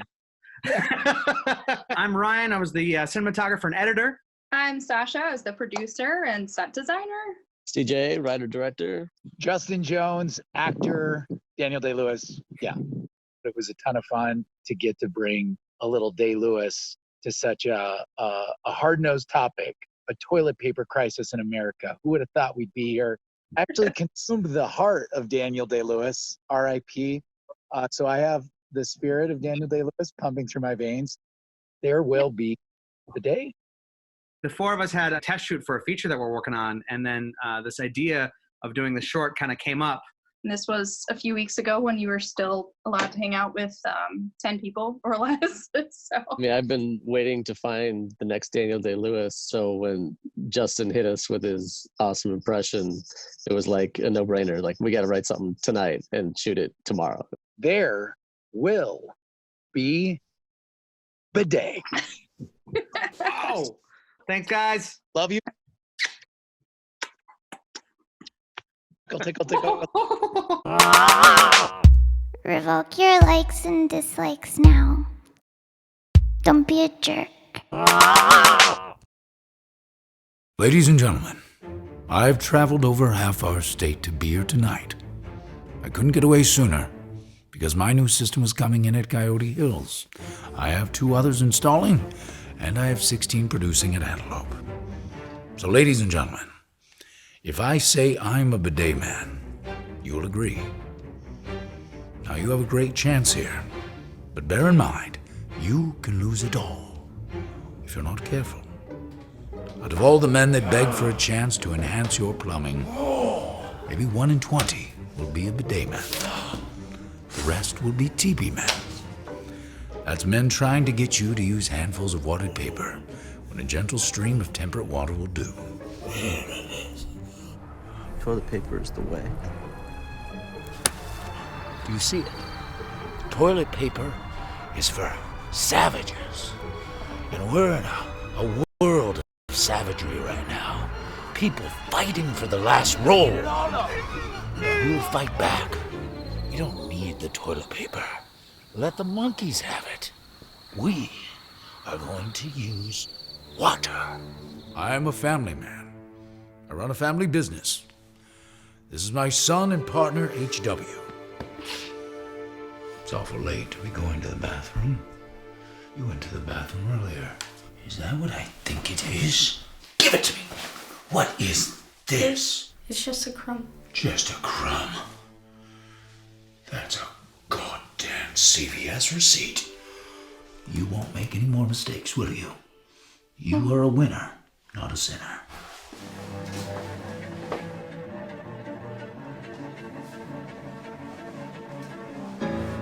I see the worst in paper, Henry. I've built up my hatred over the years, little by little. They make the rolls skinnier, and we have to pay the same. Sometimes the Lord challenges us, doesn't he, Eli? Yes, he does. Yes, he does. Yes, he does. He failed to alert me to the recent panic in our economy. I need toilet paper, Daniel. I go to Walmart, Target, Costco, Sam's Club. None of them have toilet paper. Do you want to know how a bidet works? No, Daniel, I don't Drainage! Drainage, dear boy! You have a bidet, and I have a water supply. And my pipeline flows all the way to your bidet. And I clean your butthole. I clean your butthole! I clean it up! There will be bidet. There will bidet. There will bidet. No, HW. Give me a good B word. There will be boobs. No, that's not. There will be butt juice. There will be bowel movement. No? Okay. There will be Bilbo Baggins. There will be Bilbo Baggins, the best Baggins of them all. There will be bidet. There will be bidet. That's it. All right, now it's time to cast your votes. We've posted a link in the live chat box. I think it's on the right of your screen. I don't know about for cell phone users, but I know for desktops it's always on the right. But we have it there. So click on that link, go vote for your favorite, but only vote for your favorite. You know, that's what it's all about. You can only pick one, so you know you have to vote for one. That's that. You got 3 minutes, and then we'll come back and let you know who won.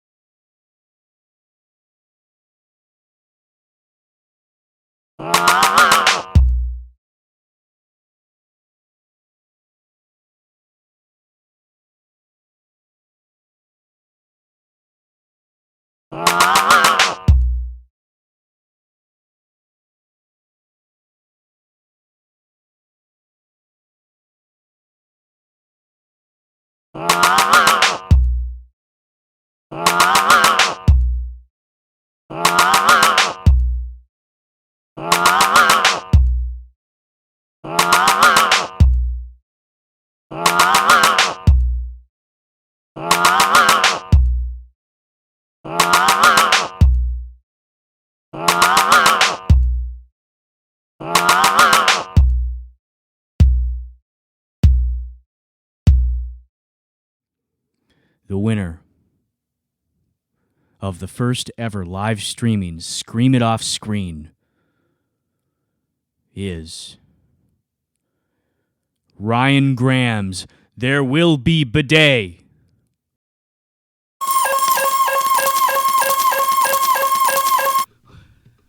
You did so well, I knew you would. I could tell from the start that you do great things. Now don't go and spend it all in one place. Everyone loves you because you're the winner.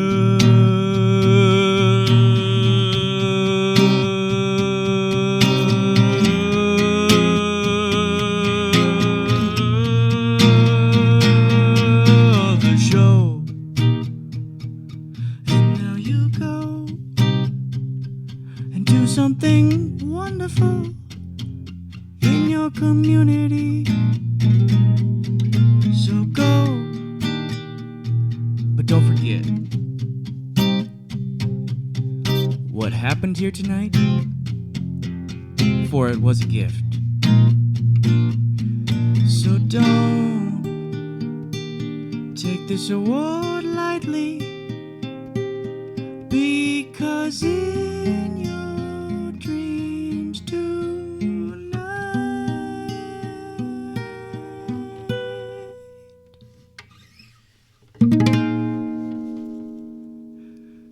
every little thing will be alright.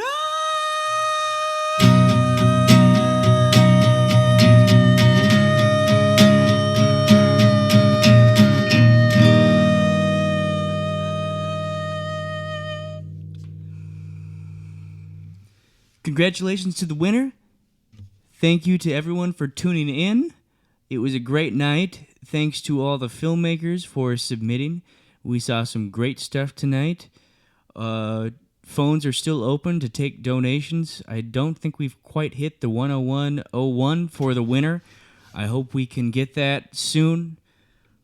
We'll probably see you next month in some way. Again, thanks for tuning in. And, until next time,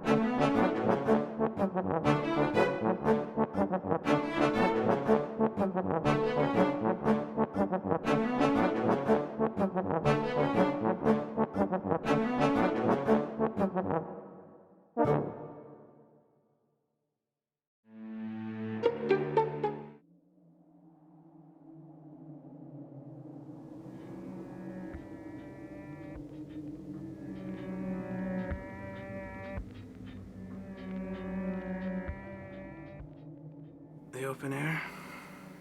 Is it safe again?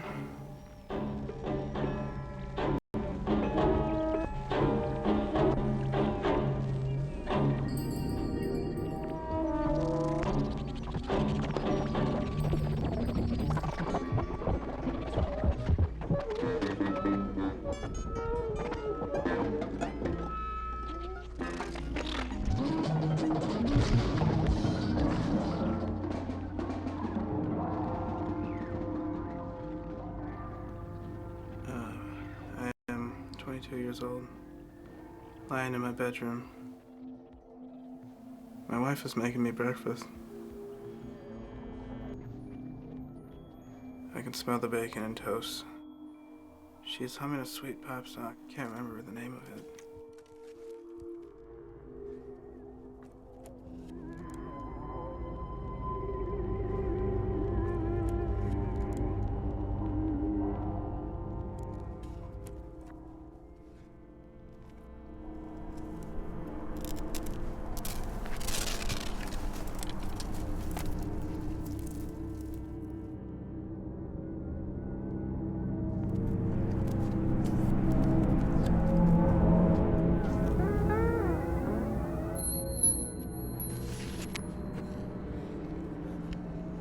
Hey, friend! I seek the pigeon! No, I'm afraid of the ground. How can you walk in such land with such disease? Hung dialysis! I seek its knowledge. No! Why not? Because I'm afraid you will eat it. Have no fear, friend. My taste buds won't agree with that. I only want its wisdom. Why don't you come down and we'll talk for a while?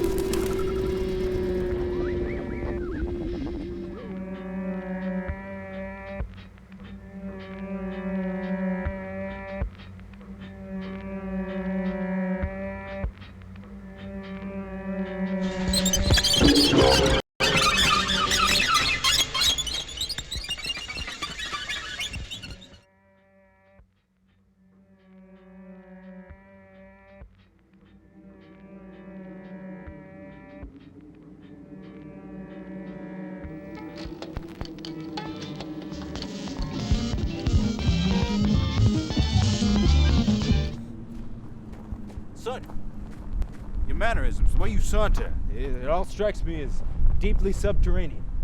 This isn't your first time up here, up in the aboves, is it? Now, it's not too much you've got to worry about. I mean, let's admit it, most outsiders don't make it more than a moon or two. I think I see you up here. I think I recognize you, Pierre.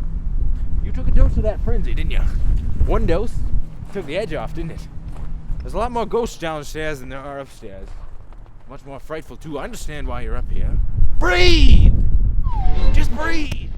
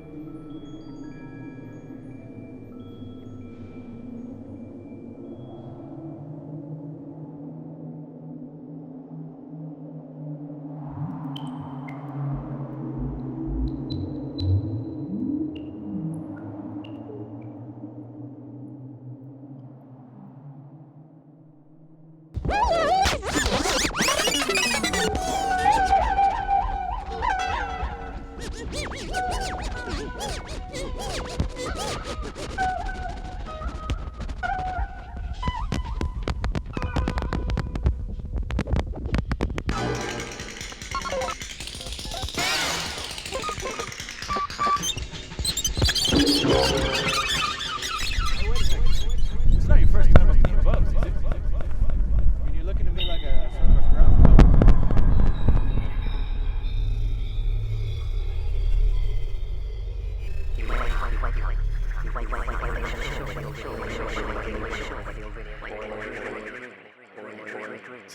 So you look around.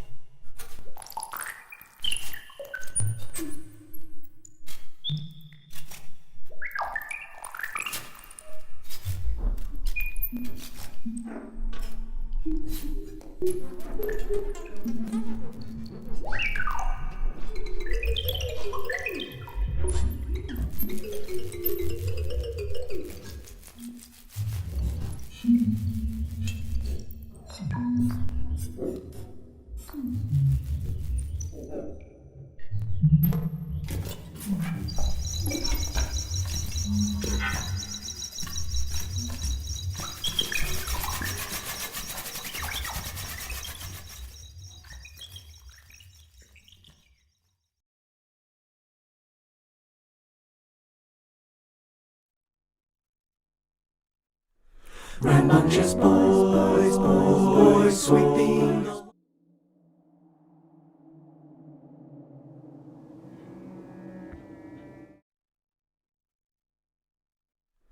Rambunctious boys, sweeping the lots, picking the locks of every Syracuse. Rambunctious boys, using much chalk to dirty their socks under the parachute. Rambunctious boys, not much to say, always astray. But where will they go, floating, flipping off this haunting mortal face? For Christ only knows, in this modern age, they must behave.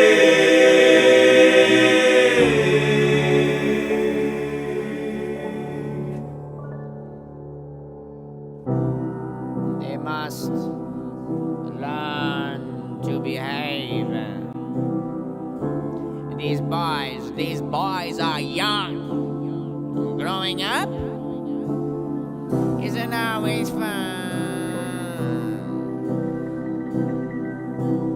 Who will teach them? Rambunctiousness is merely an adolescent phase. They must learn to behave. Soon they will raise their hands with glory and become a calm, wise, right 40. They must learn from themselves the act of meek, restrained, good behavior. These rambunctious boys will always return the favor.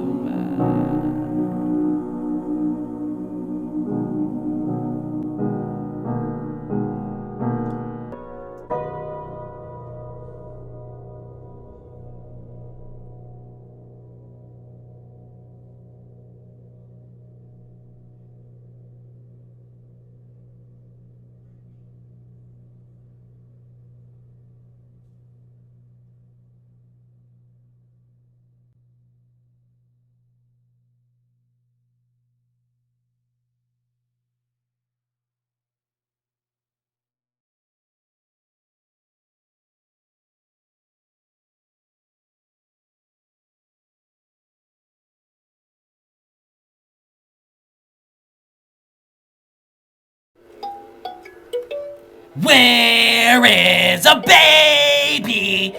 Finding a baby. I need a baby. So, tell me, Doc, where's the baby? The baby is missing.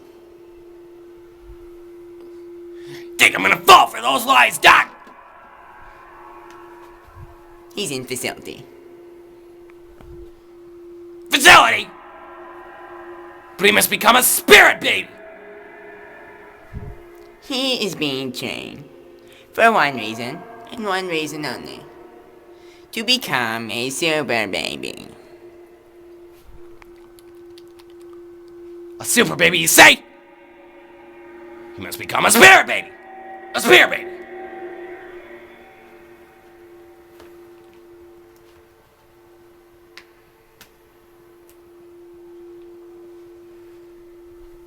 If you will excuse me, I must nurture the baby now.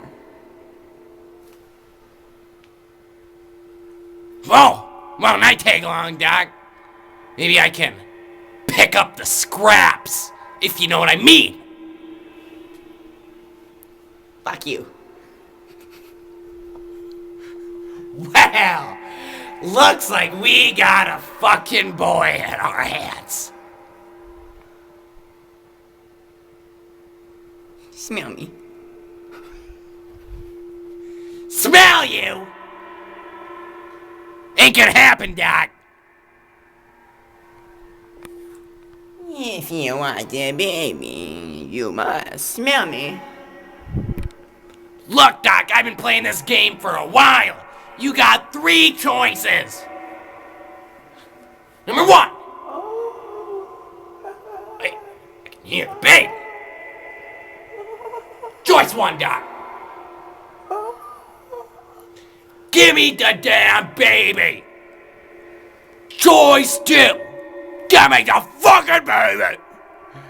Choice 3. Give me the goddamn fucking baby. What do you want from me? The baby must be nurtured. He is becoming a super baby.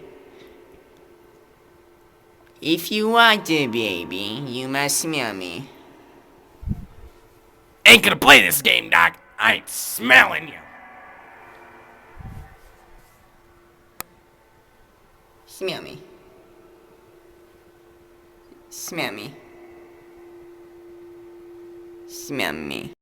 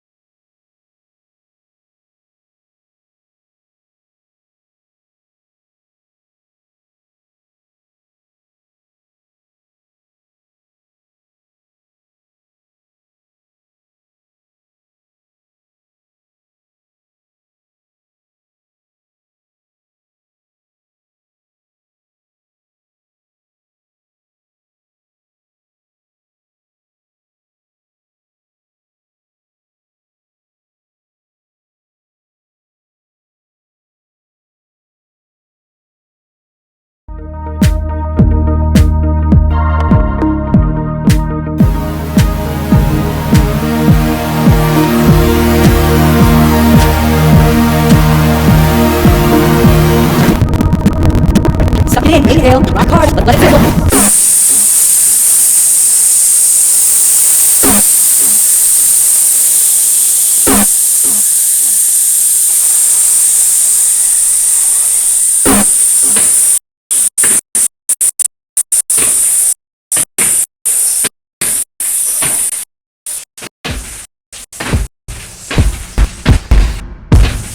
Let's fizzle, let's fizzle, let's fizzle, let's fizzle.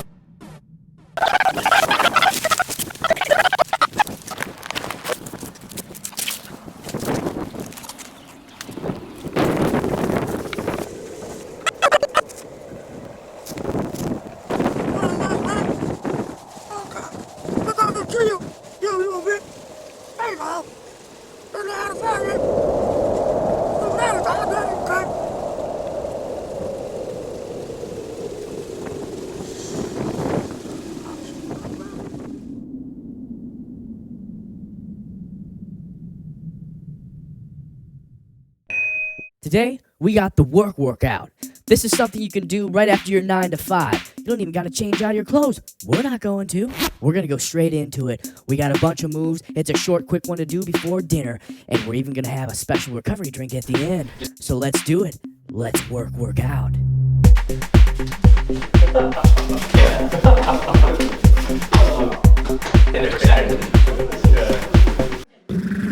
What's that noise? I got a call. We're going to the right side. Ready?